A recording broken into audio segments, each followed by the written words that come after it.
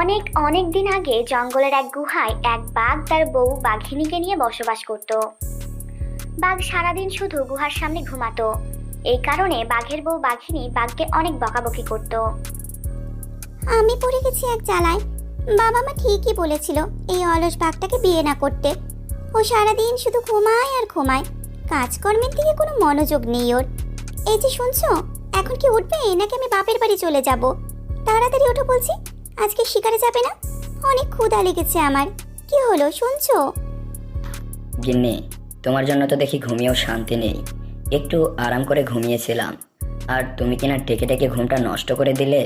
কি হয়েছে বলো, আমার আবার অনেক ঘুম পাচ্ছে। অনেক বেলা হয়ে গেল, শিকার করতে যাবে না তুমি?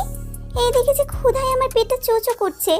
তাড়াতাড়ি জঙ্গলে যাও, আর যেইটাকে পারো শিকার করে নিয়ে আসো। অনেক ক্ষুধা লেগেছে। জঙ্গলে অন্য বাঘদের সংসার দেখো, ওরা কত সুখী, আর আমার কপালে জুটেছে তোমার মতো অলস স্বামী। রাগ কেন করছো তুমি? আজকে তোমার জন্য একটা সেরা শিকার করে আনবো।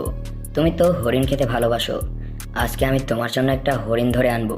তুমি কিছুক্ষণ অপেক্ষা করো। এই বলে বাঘ গেল শিকার করতে, আর বাঘিনী গুহার সামনে দাঁড়িয়ে দাঁড়িয়ে ভাবছিল, এই অলস বাঘটাকে নিয়ে যত ঝামেলা, আমার সময়ের কাজ সময় মতো করে না। সারাদিন শুধু ঘুমায় আর ঘুমায়, আর পারি না বাবা। গেল তো হরিণ শিকার করতে, কিন্তু শিকার যে কি করে নিয়ে আসে কে জানে। এদিকে জঙ্গলে একটি হরিণ ঘাস খাচ্ছিল।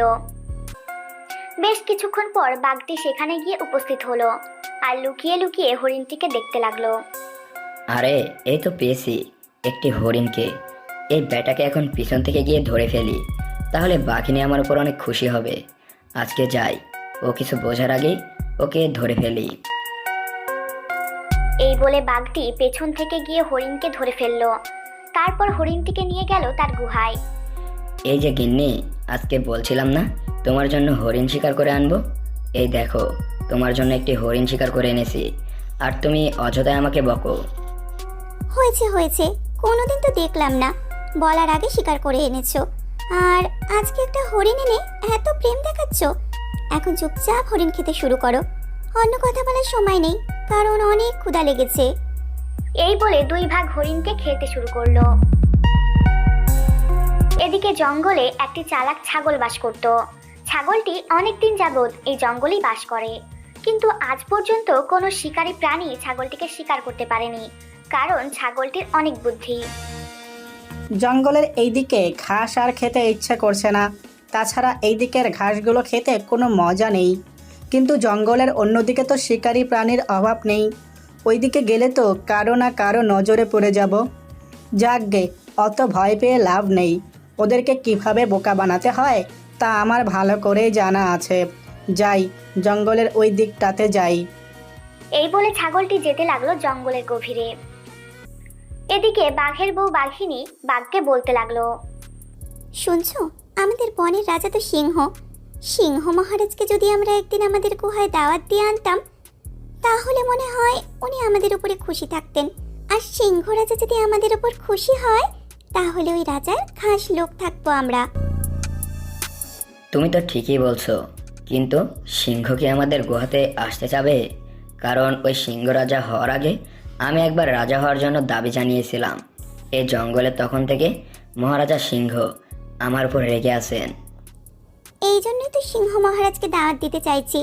তুমি জঙ্গল থেকে একটি ছাগল নিয়ে আসো। মহারাজ সিংহের প্রিয় খাদ্য হচ্ছে ছাগল, উনি ছাগল খেতে অনেক ভালোবাসেন। তুমি একটি ছাগল নিয়ে এসে তারপর ওনাকে দাওয়াত দিতে যাও, উনি নিশ্চয়ই আসবেন। ঠিক আছে গিন্নি, আমি তাহলে জঙ্গলে যাই, আর একটা ছাগলকে ধরে নিয়ে আসি। এই বলে বাঘ চলল জঙ্গলে ছাগল খুঁজতে। এইদিকে সেই ছাগলটি জঙ্গলের রাস্তায় হেঁটে বেড়াচ্ছিল, আর বাঘও সেই দিক দিয়ে যাচ্ছিল। এক পর্যায়ে তাদের দুজনের মুখোমুখি দেখা হয়ে গেল। এই তো পেয়েছি একটা ছাগলকে। এই ছাগলটিকে দিয়ে এই মহারাজা সিংহকে খুশি করতে হবে। এই ছাগল শোন, তোকে আমাদের জঙ্গলের রাজা মহারাজার খাবার হতে হবে, তাই তোর গায়ে আমি কামড় বসাতে চাই না। তুই আমার সাথে গুহায় চল, আজকে আমার গুহায় মহারাজা সিংহদায়ের দাওয়াত আছে। আরে বাপরে, আমি তো মনে করেছিলাম এই বাঘটি এখনই মনে হয় আমার উপর ঝাঁপিয়ে পড়বে, কিন্তু না, এখন যদি এই বাঘের কথা না শোনে তাহলে তো ও আমাকে এখানেই মেরে ফেলবে। এখন ভালোই ভালোই ওর সাথে ওর গুহায় যাই, তারপর সুযোগ বুঝে পালিয়ে যাওয়া যাবে। আচ্ছা এই ব্যাপার বাঘ মামা, কোনো ব্যাপার না, চলো তুমি আমাকে তোমার গুহাতেই নিয়ে চলো। হাজার হলেও সিংহ মহারাজকে দাওয়াত করেছো তুমি, আর আমি কি তোমার মান সম্মান রক্ষা করব না? তা কি হয়?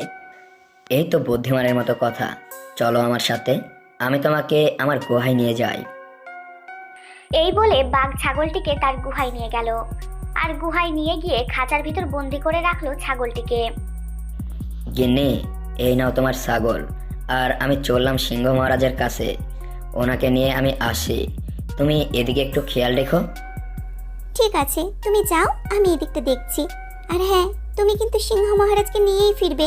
এখন জলদি জলদি যাও। বাঘ গেল সিংহকে দাওয়াত দিতে। এই সুযোগের অপেক্ষায় ছিল ছাগলটি। বাঘিনীকে একা পেয়ে বোকা বানাতে থাকলো ছাগল।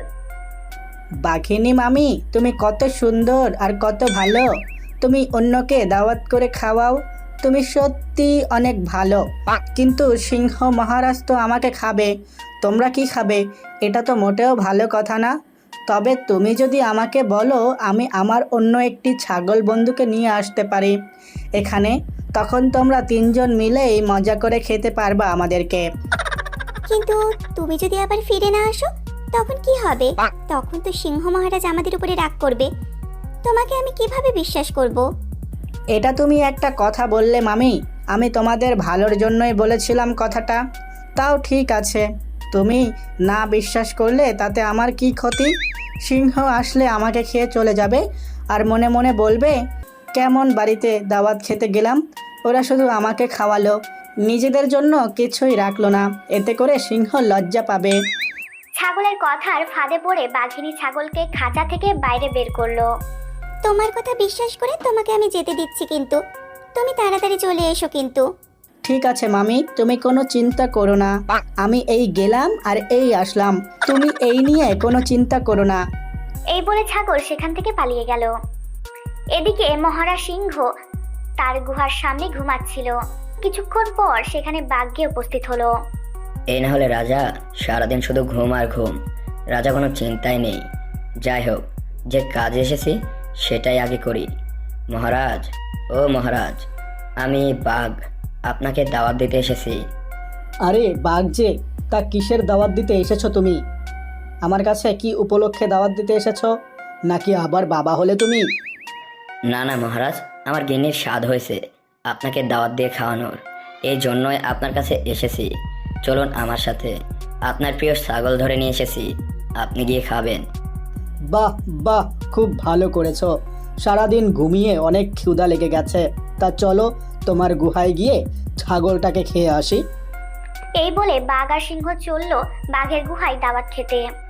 বাঘ আর সিংহ গুহায় ফিরে দেখলো ছাগলের খাঁচা ফাঁকা। কি ব্যাপার গিন্নি, আমি তো ছাগলটিকে এই খাঁচায় বন্দি করে মহারাজ সিংহকে দাওয়াত দিতে গিয়েছিলাম, কিন্তু ছাগলটি কোথায়? ওই ছাগলটি আমাকে বলে গেছে ও কিছুক্ষণের মধ্যেই ও আরেকটি বন্ধু নিয়ে আমাদের কাছে ফিরে আসবে। এই জন্যই তো আমি ওকে যেতে দিয়েছি। বাঘের বউয়ের এরকম কথা শুনে সিংহ তো রেগে গেল।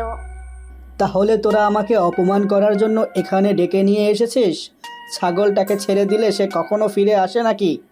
তার মানে তোরা ছাগল ধরিসনি, আমাকে অপমান করার জন্য এখানে নিয়ে এসেছিস? তবে শুনে রাখ, আজ থেকে তোদের সব কাজে বাধা হয়ে দাঁড়াবো আমি, এই বলে গেলুম। এরকমটা বলে সিংহ সেখান থেকে চলে গেল, আর বাঘ আর বাঘিনী বোকা হয়ে সেখানেই দাঁড়িয়ে থাকলো।